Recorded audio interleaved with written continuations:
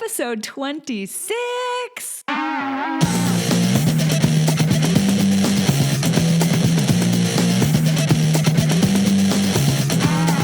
Welcome to the Women Inspired Podcast. I'm your host, April Seifert. There is nothing more powerful than a woman who is inspired to action, and that's my number one goal, to inspire you, my listeners, to take action in your lives. Each week, I get to interview some of the most inspiring women, and I'm bringing those interviews to you. Let's do it. This week, you are going to meet Shayla, a self-proclaimed nomad. You know that old question, what would you do if you had $1 million? Well, as it turns out, not a single thing would change for her, and that's exactly the way that she wants it. She has very consciously created her life to be exactly the way that it is. The thing is, Shayla travels full-time. She works and lives wherever she goes, and she makes videos along the way to tell stories about what she's experiencing.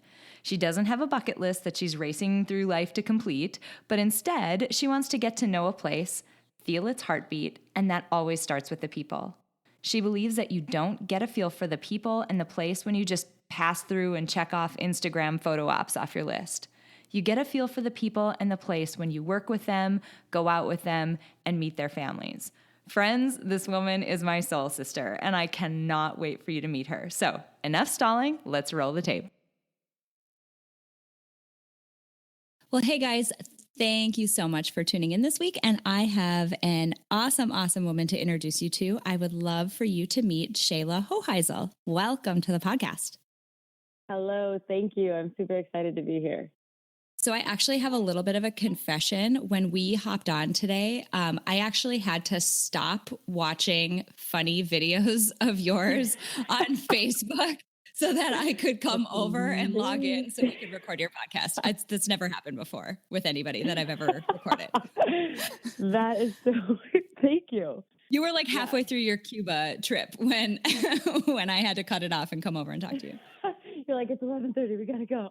Yeah, exactly. So I'm really excited to have you here today. But before I get ahead of myself, how about you help us get to know you? Just tell us a little bit about yourself so that we have a little background on you. Okay, so people, it's always funny when people are like, so what do you do? And I'm like, well, I travel. And they're like, oh, what? I'm like, and it's taken a long time to figure out exactly what my answer is to that question. But that really is what I do. I travel. And like, I travel in the sense that I'm not just the bucket lister who's like, okay, check, saw the Eiffel Tower, check, saw this. I go and I move different places around the country and around the world and live there for a couple months at a time, get a job, trying to like get in with the culture a little bit and really experience a place instead of just like check. So I've been doing this for almost 2 years and just kind of finding things and living there. And sometimes I make enough money to sustain myself. And sometimes I make enough money to like save a bunch and move on to the next place. So that's kind of what I've been up to the past 2 years. And my friends couldn't keep track of me where I was. And so they were like, Shayla, can you just start making videos? Because I don't like writing. I don't like sitting down and writing about everything, but I can story tell. So they were like, just make a video. And I started doing that. And that's what I've been doing now for maybe a year and a half, kind of just storytelling my way through and doing one video a week, trying to kind of similar to you, just inspire people to live a creative life and a life that they've created and are very like mindful of, I guess. There's so much to dig into with that, but I want to start at the beginning. Like, how in the hell did you decide to do this? Because, I mean, you know, people travel, they go places, they go to the Eiffel Tower and, you know, like put their Instagram photo up and that's really, you know, what it amounts to. And I mean, for me, like, I like to go some weird places, but this is further down the continuum of weird places and of weird travel. So how did you get started doing this? So it kind of was an accident. Like I was working, I went to college in San Diego, then I moved to North Carolina, then I was a nanny in Spain, then I moved to Hawaii, and then I moved back home. And I'd been home for a while and I was working in a restaurant and I like did a couple-week trip to Thailand and then a couple-week trip. I like worked in Alaska for the summer and then I was going to be gone. I was like, okay, work, thanks for letting me take these like trips here and there. Now I'm going to be working in a surf camp in Costa Rica. Then I'm going to lead a yoga retreat there. Then I'm going to go to Tahoe for a wedding. And then I'm going to go to New Hampshire and work on the Appalachian Trail. And then I'll be back. And they were like, what? You're going to be gone for 3 months. Like, you can't just come back. I was like, what do you mean? I'll be back. Like, no, you can reapply for your job, but you can't, we can't hold it for you. Then I was like, okay, well, if I'm going to have to come and reapply for my job here, I could do that anywhere. And so that's when I decided to move to Puerto Rico. And so, because Puerto Rico is a territory and you can work there and it's really simple as a U.S. citizen. So that's how it started. And then I went to Puerto Rico, and then I went somewhere after that, and then I went somewhere after that. And like, I've always like wanted to do this. Like, everybody had always asked, like, if you could do anything, what would you do? And I'm like, I would be a bum around the world, like just getting in with the culture and making enough money to live and get my next flight out. But it was always like one of those things that's like, oh yeah, but how does that actually work? And so kind of just getting thrown into it, I figured it out. That's so awesome. I mean, that's how all things start, right? You just start doing them. It sounds so crazy and stupid, but it's like, I don't know, just go do it. Yeah. And that's my answer. People in Puerto Rico would be like, how'd you get here? And I'm like, well, I bought a flight. Yeah, exactly. That's how I got here. And they're like, okay. I'm like, yeah. So you go all these places, and you just mentioned that your goal is to actually like live there and get a job and meet people and learn about the culture and whatever. What do you do when you land? Like, what's the first thing you do aside from, go find some place to stay or whatever? But like, how do you get your bearings and like, all right, this is what I'm going to do to start off in this new country? Yep. So usually there's 3 things that you need. You need either a place to stay, a place to work, or transportation. And I try and have I have to have at least 1 lockdown by the time I arrive, but I try to have at least 2 locked down. So that means that like in Puerto Rico, I had one of my yoga students' mom's cousins lived in Puerto Rico. And I like called her and asked her for some advice on like what to do and where to go and just about Puerto Rico. And then she was like, actually, if you want to like stay with us when you first get here, you're more than welcome. And I was like, done. But otherwise, you can stay in a hostel. There's hostels in Puerto Rico that were like $20 a night. So you can go and like stay in a hostel for a week while you kind of figure out what you want to do until you figure it out, basically, for not very much money. Awesome. That's really cool. So how I'm asking all these really weird logistic questions, and then we'll get into this more like metaphysical sort of part of it. But like, how do you decide to pack for something like this? Because I feel like it would be very different than me deciding to pack to go, to wherever, Italy for a week or something like that. Right. Yeah. So I just did a video about this actually there, because I was leaving for a month. I was going to Nicaragua and then Cuba. And it was like a whole month. But I guess you're asking like when you're moving somewhere. I have a backpack, and I know that I will have laundry. So I pack enough for like for Nicaragua and Cuba, I packed enough for a week. So then I did laundry a couple times while I was there, and yeah, I'm wearing the same thing over and over. But when I like actually move to a place, I pack enough to have, but then I know that like my clothes aren't really going to maybe fit in Puerto Rico. So I know that I'll be buying some things while I'm there as well. And I mean, I just pack the bathroom essentials, and it's a very, very minimalist thing. I try and hang out with different groups of friends every night so I can wear the same outfit multiple times.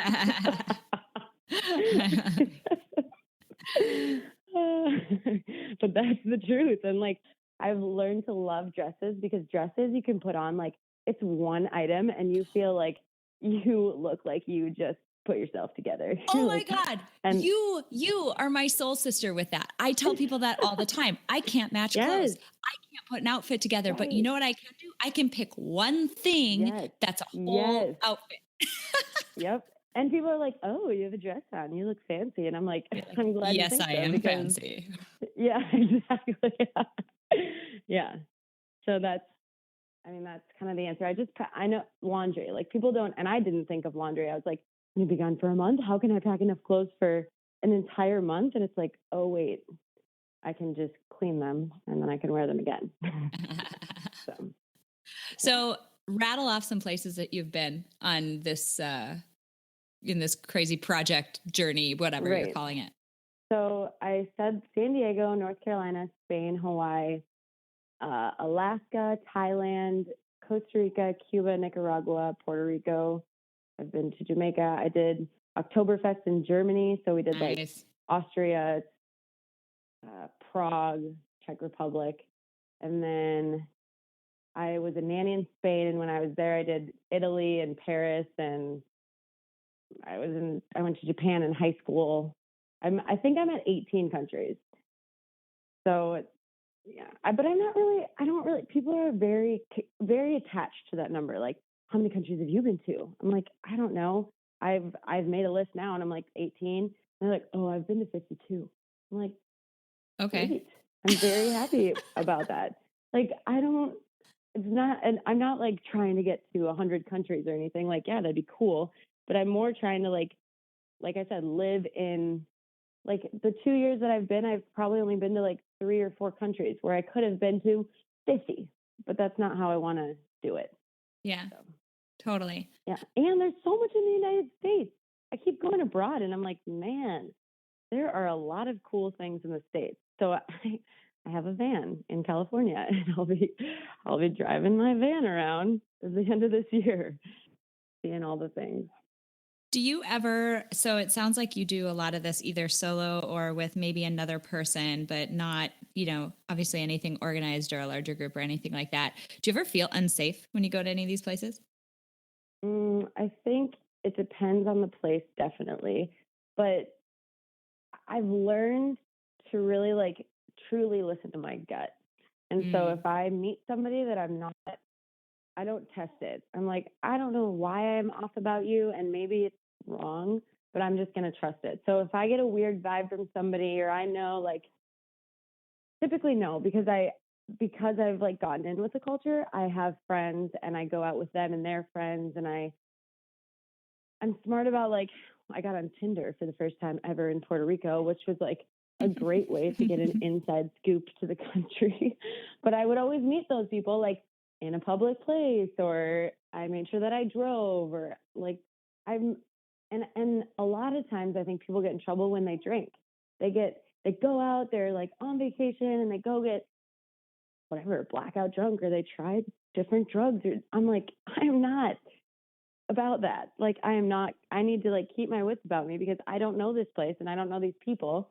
And so I don't go crazy with any of that because I just think it's reckless. And that's where you get yourself in a lot of trouble. That makes a lot of sense.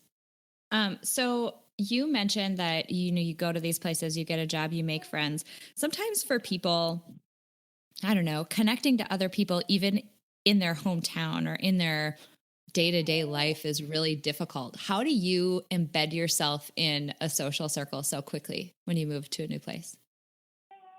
I think it's easier when you're abroad. Oh, really? Yeah. Well, when you think about, you go on vacation and you start talking to the other couple at the bar, or you start talking to people on the beach, or there's a football being thrown around and it lands in your lap. And then I think people are a lot more open and they're like, I'm on vacation. I'm like open to meeting people. I'm open to like taking risks because it's not as scary. And I think people, especially backpackers, like that's the entire hostel culture. So you can go travel Europe solo and you will meet a million people because in the hostels, it's like a dorm room. So you're in with a bunch of other people and it's weird if you don't talk to people. They're like, oh, where are you from? Where are you going? What's your plan for this trip? How long have you been traveling? And it's just, I think people are just so much more open when they're traveling. But for me specifically, when I go somewhere and I work there, they're so curious. They're like in Puerto Rico, they called me the gringa. And they're like, who's this gringa that's here just like in Puerto Rico? And they're interested. And they're like, well, why'd you choose Puerto Rico? And I'm interested. So it's like an easy mutual conversation, I guess. Makes total sense. So did your family travel a lot when you were growing up? Is this something that you got from them, or literally you're just sort of the weirdo in the family who decided to go do this awesome thing? A A little bit. We would always, Minnesotans go to Mexico. Like that's the vacation spot if your Yep. family can go vacation. And so we would go to Mexico a lot, and it was both. Like my mom wanted to, I mean, she did want to do some adventure, but she was like, I'm totally stoked with sitting on the beach. And my dad was like, but there's this ATV tour and we should go have street tacos on the street. And like, he was like Mr. Adventure. And my mom loved that too. Like the more they were both, we stayed in the resorts, but they were both very much about getting out into the culture a little bit more. And then I had an aunt who did Europe by like motorhome on her honeymoon for like 6 months. And I always thought that was really cool. But it wasn't like we weren't, I mean, we've always lived in Minnesota, but we've taken mostly trips to Mexico. And so it's a little bit of both. And I mean, I'm assuming then your family is fairly supportive of what you're doing. Now. How'd that go in the beginning?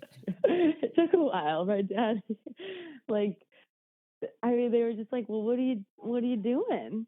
And I'm like, well, I'm just traveling and learning things. And they're both entrepreneurs. So I think that what I'm doing is like just honing in entrepreneurial skills of like risk taking and adapting and like strategizing and planning. And I think that all these skills will carry over into a business eventually. But now that I mean, they're not supporting me. So I think they're kind of like, well, you're supporting yourself. You're doing cool things. So I guess it's cool. But it definitely took a little bit of time for me just to keep doing it and then being like, oh, all right, do your thing. Yeah, they're super supportive now. Yeah. Do you ever get lonely when you're traveling? I like don't get enough alone time. I feel like I just feel like I'm always in a group or I'm always doing this or I'm always doing that. And sometimes like, well, my sister just had a baby who you might hear like squawking in the background. But that's like this is the first time where it's been like, oh my gosh, what's going on at home? Send me Snapchats of the baby. Like what? So that's kind of weird, but I mean, as far as being by myself, it's not. I like when I'm by myself on a train or on a boat and like walking around, I just kind of feel empowered. Like I'm like, yeah, I'm doing this. And you have to, as part of like safety, you have to walk around like you know exactly where you're going. You could be lost in the middle of the city, and if you like are questionably looking around and looking at your map, like you just targeted yourself. So I always like walk, and I think I just have to think like, yes, I know I have no idea where I am right now, but I need to look like it. It's like that power pose thing. Yeah. So I just no, I don't get lonely, but I know that a lot of people do, and I know that a lot of people go home because they are lonely, but I don't. I feel like I'm always around people. So I did a little bit of looking at, your Facebook page, obviously a lot bit because I was sitting and watching videos, but so you do yoga retreats at a variety of places. Do you do this at every place that you live, or is it just certain places it works really well? Or how do you decide, how does all that work, putting those together? That is kind of the goal. So the idea is that I kind of go in as like recon and like figure out where would be a good place to do it. Can I find a place to host it? How expensive is this going to be? And just kind of figure out the business aspect of like profit margins and if people would be interested in the location. And sometimes I like Nicaragua, I lived there for 2 months and then I ended up leading a retreat there like this month. Or I went to Puerto Rico and it was just a little bit more expensive and I didn't think that I could like swing it. So I didn't do it there. And I didn't know that I had a spot that I could do it. So it's kind of me going in and just, like I said, doing recon and being like, okay, what's going on here? Could I manage this? Would people want to go? And then I just decide or I don't. So when you're staying in a place, I mean, does it always, you seem like you're really resilient and like you could get along with almost anybody, that you could hang out in any place. Does it ever just not work out? Do you ever just feel like, nope, this just isn't the place for me? Has that ever happened to you? Yes. And that's how Puerto Rico was. And I ended up living there 8 months. But when it's a very, I'm both like very much things happen because I make them happen, but I'm also very much like, I believe that things happen for a reason. So I always have this battle of, am I pushing this too hard and it just isn't supposed to work and I just need to go find something else? Or do I need to keep going?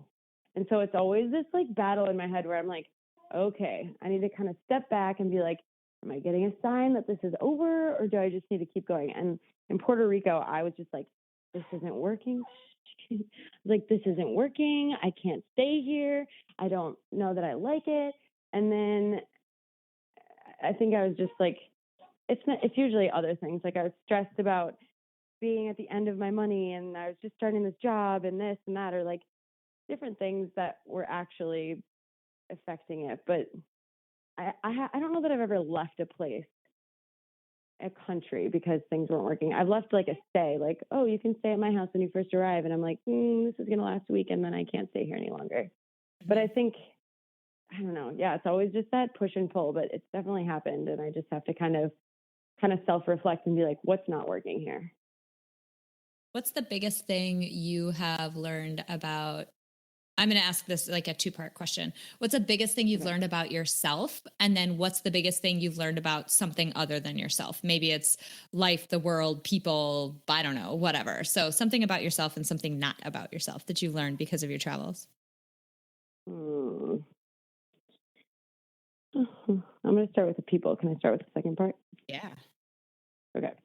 So the biggest thing that I've learned, not about myself and like about the world, is that it's generally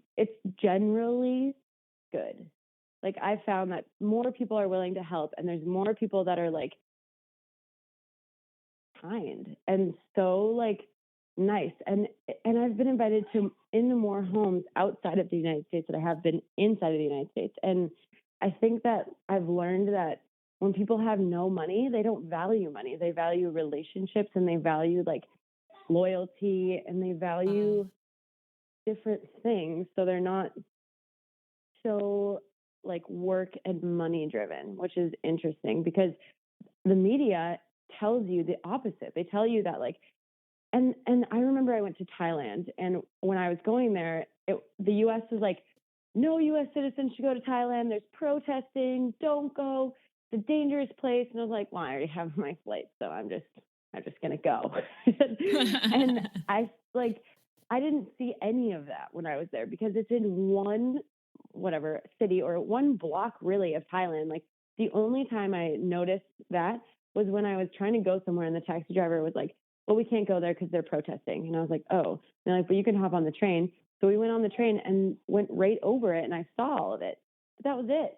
So like the media shows they are in that block and they are in the midst of everything. And then they just say Thailand and blow it up to the whole country. And you're like, I don't know. It's just, I don't know. So I've learned that things are typically better than people assume that they are. And yes, there are bad people, and yes, there are bad experiences, and that's all very real. But in general, I've learned to like trust people, and that people are usually good. That's awesome. Yeah. And then what I've learned about myself is I think just to listen to myself and to trust myself. And even if I'm wrong, just kind of having that like relationship with myself that was like, oh, that person was actually okay and you didn't get a good feeling, but I trust you, even though it wasn't spot on or whatever.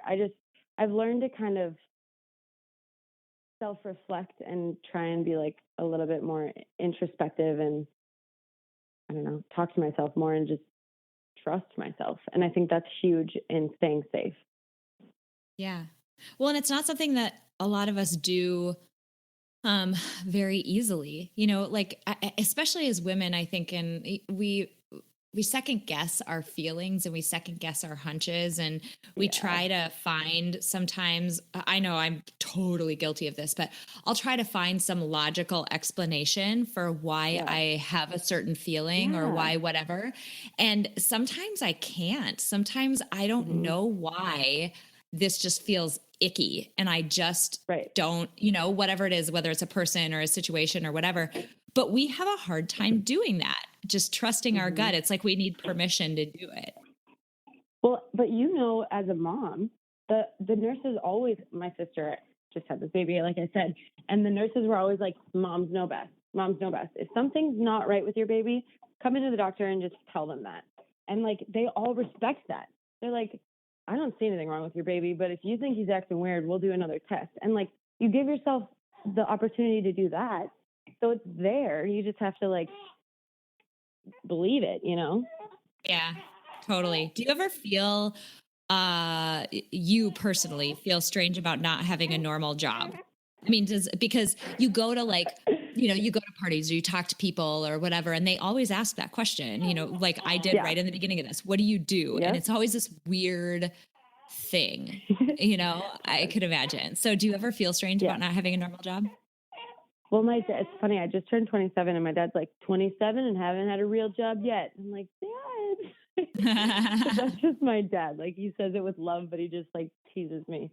But I get a lot of like, no, I don't. I mean, no, because I've tried doing a couple 9-to-5 things and it's so short-lived because it's so suffocating to me. And I think because I grew up with entrepreneurs, I just think that I should be doing something on my own and that I should like be able to make my own rules and work really hard at it. And so I think because I haven't just been like chilling, like people obviously see like the social media and they're like, oh, now she's on this beach. And like it appears probably, I try to make it as real as possible, but I'm sure it appears that I'm just like cruising on lottery money. Like what is happening? But what they don't see is like all the time that I'm planning and trying to figure things out. And there's so much work every day that goes into it. So I think because I'm always working and I'm always doing something, I feel okay about it. And I don't feel like, I feel good about it. Yeah, that makes a ton of sense. A bunch of random questions now. Is there anything that you're afraid of that holds you back? Typically when I'm afraid, that's for me a sign that I need to do it. Interesting. Usually, unless it's like a very like, well, I am thinking about going to Greece to work in a refugee camp, and now there's a bunch of, well, this might be timely, this might not work, but there's a lot of things going on between the U.S. and Syria. So now I'm afraid. Before I was afraid, but in like a different way. Like I don't know what to expect. I've never been there. Refugee camp, that sounds really intense, and I was like, I'm nervous about it, so that means I need to do it. Yeah. Now it's a different kind of fear, so it's evaluating that. But typically, if I'm like, oh, I don't know if I can make that work, I'm like, yes, you can. Go do it. Is that how you make yourself do it in spite of the fact that you're afraid? Pretty much, yeah. I'm like, why are you afraid of doing this? And it's always doubt. It's always like, and that's why people don't do it a lot. A lot of people that are like, I'm interested in doing what you're doing, but how do you do it? And I'm like, I don't know. It just like opportunities have come up like almost all of them have come up because I'm doing this. Opportunities that I would have never, ever gotten or even could fathom have appeared because I'm out there. Yeah. So that's kind of how I feel about it. I'm like, I just have to do exactly what I want to do and things will happen because I'll be where I need to be. Yeah. I think self-doubt. And then also, I talked with in a previous episode, the woman's name is Ashley Smith. She's a psychologist. I talked with her about it a lot around this idea of risk tolerance and people's tolerance for risk in my mind. And the way I've always thought about it is like a muscle. If you're, constantly doing things that are sort of nudging, not way over your threshold, like that's crazy, but like nudging at that threshold constantly, like nudging at it, it's like working out a muscle. You're going to, you're going to lift a weight that feels sort of heavy today, and tomorrow or in a week or in some amount of time, it won't feel as heavy. So in the same way, maybe just picking up and going to a country doesn't feel as risky anymore because you've done it before. Maybe, your risk tolerance is just higher now. I agree with that 100%. I am, 100% on board with that. I think that's very true. But I still get scared. Every time I get on a plane, I'm still like, okay, here we go. Like, and buying plane tickets terrifies me because I always mess them up. But just like things that people would just assume that are so easy for me still give me butterflies. And they're like, I don't know what's going to happen, but I know it's going to be fine. And, but I think you're right. Like every time I do it, it gets better and better, but I still get the butterflies. Oh, totally. There's been so many people. I can't even list them off. Lynn Broberg, world record setting skydiver, definitely talked about this. A number of people talked about this, where, you know, they've done these amazing things, these things that look terrifying to other people, but they're like, oh God, no, I was freaking out and I did it anyway. Interesting. Yeah. Yeah, totally. So you mentioned it a little bit. What's your next goal? What's your next thing? So I am the plan is to go to Greece and work in a refugee camp because everybody shares all these horrific Syrian refugee things on Facebook. And I don't know why, but it like really affected me. And I was like, this is horrible what's happening. And maybe I'm just old enough to kind of recognize it and be able to feel this instead of just like read about it or see these videos. And I was like, what can I possibly do, baby?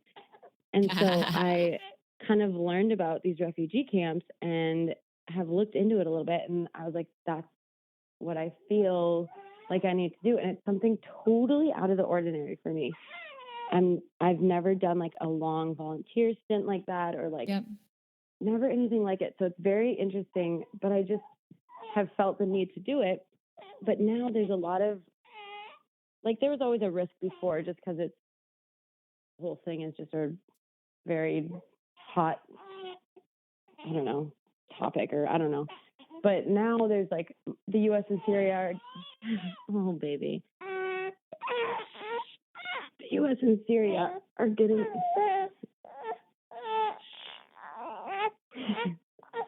into it a little bit more. Yeah. Do you want me to pause or just keep going? It doesn't matter. I mean, it's not a big deal. See if I can give them. And so it's definitely been something that I'm like trying to reconsider and decide if it's actually like a risky thing or if it's going to be okay. So I'm sending a lot of emails to the people I was talking to over there and asking them, but so this is what I mean. I just got a message on my Facebook that was like, hey, I really love your videos. It's a friend of a friend. I don't know this person. This happened today. Friend of a friend. She's like, I love your videos. I have friends in Cuba. I sent them your Cuba videos so that they can like use it to find fun things to do. We're in Greece right now. So if you need a place to stay when you get here, let us know. Wow. Like, what? Yeah. And they're like military. I think they're U.S. military. So it's just, I'm like, did you see my video saying that I was going to Greece? Or are you just throwing this out there? Like, it's amazing. And that's what I mean by just putting yourself out there, letting people know what you're doing, and just letting it all kind of unfold. So thinking back over your travels and, you know, everything you've experienced as a result of it, what advice do you have for other women? I think, because a lot of people are like, well, I can't do that. And obviously I would say, yes, I guarantee people listening to this are like, that is exactly what's going through their mind. Yeah. But then I say, fine, if this is, because some people are like, well, I can't do that. I don't want to. I'm not here to try and get you to travel the world. If that doesn't work for you or your family, first of all, I'll tell you all the ways that it can. But if I'm not here to try and advocate for traveling, I'm here to try and advocate for living a life that you have created.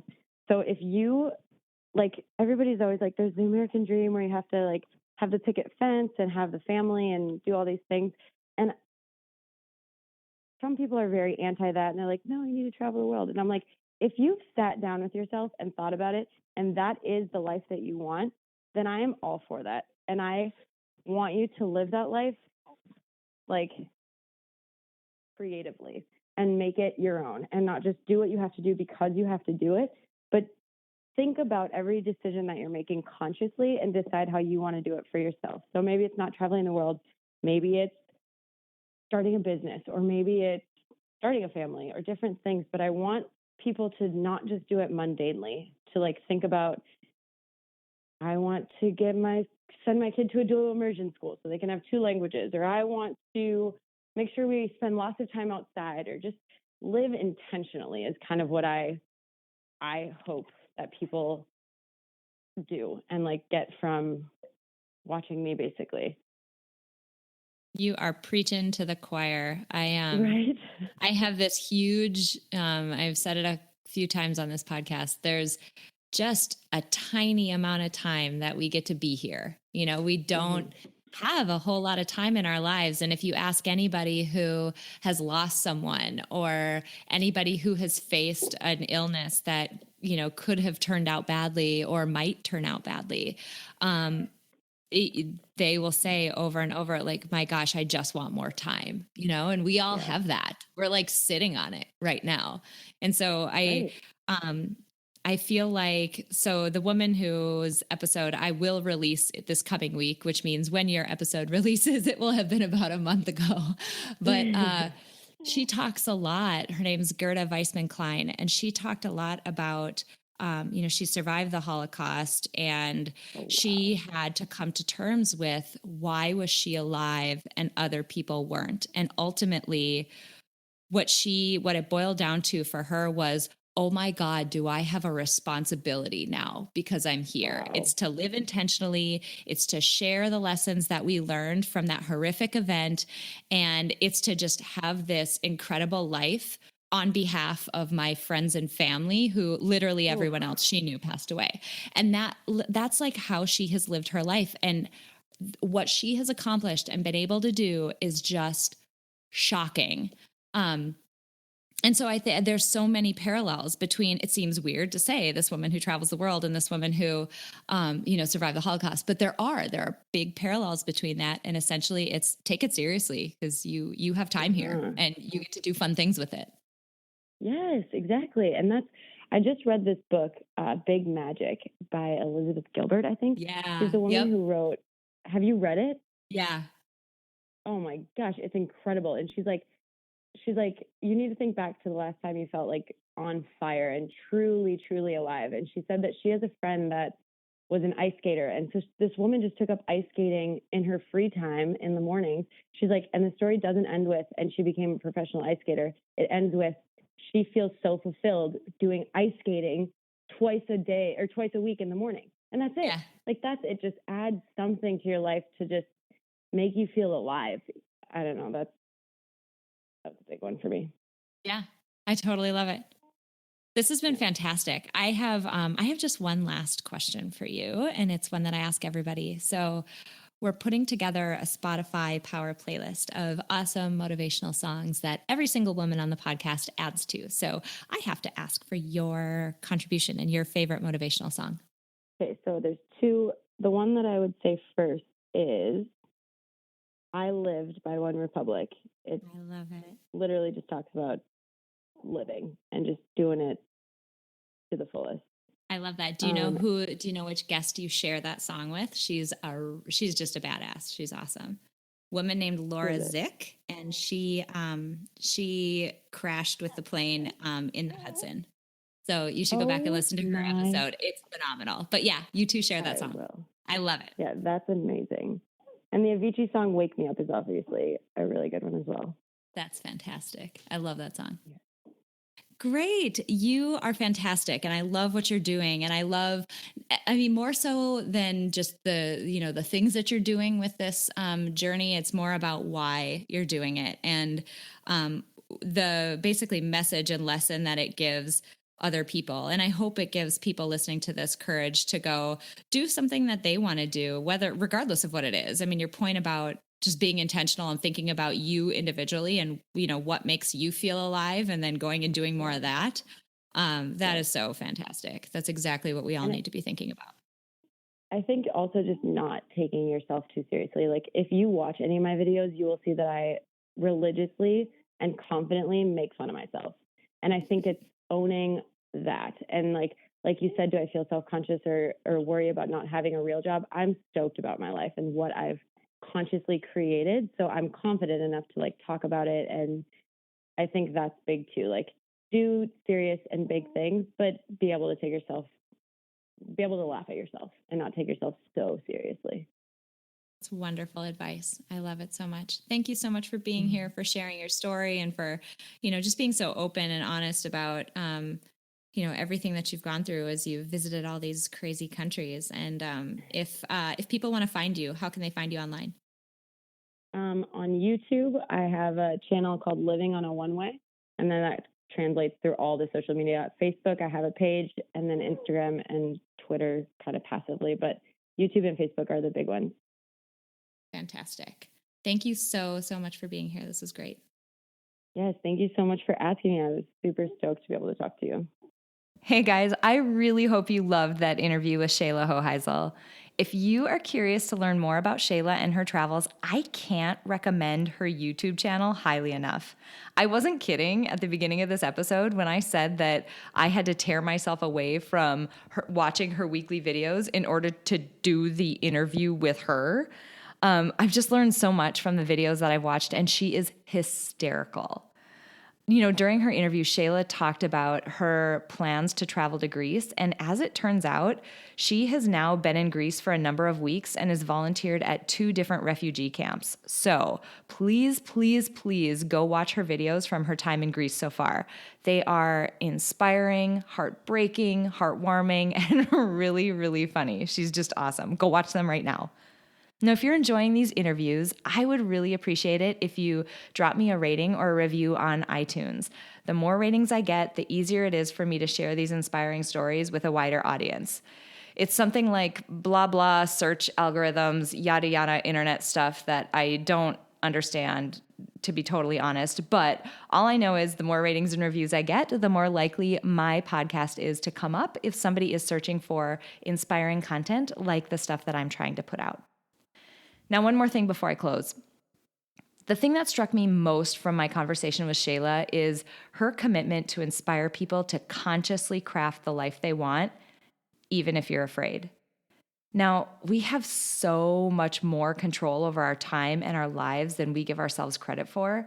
And if this episode does anything for you, I hope it serves as an example of just one woman who decided what she wanted her life to look like and went out and got it. These days, I've been working really hard on another project that'll launch on my website in the near future, and part of this process has included me evaluating my own life and how I want it to look. And in the end, it really just boils down to our life is just a series of todays. What you decide to do with each of your todays is so important. Your life literally depends on it. So, what do you want your life to look like? I would love to hear from you. So shoot me a message on aprilseifert.com, and as always, have an inspiring week.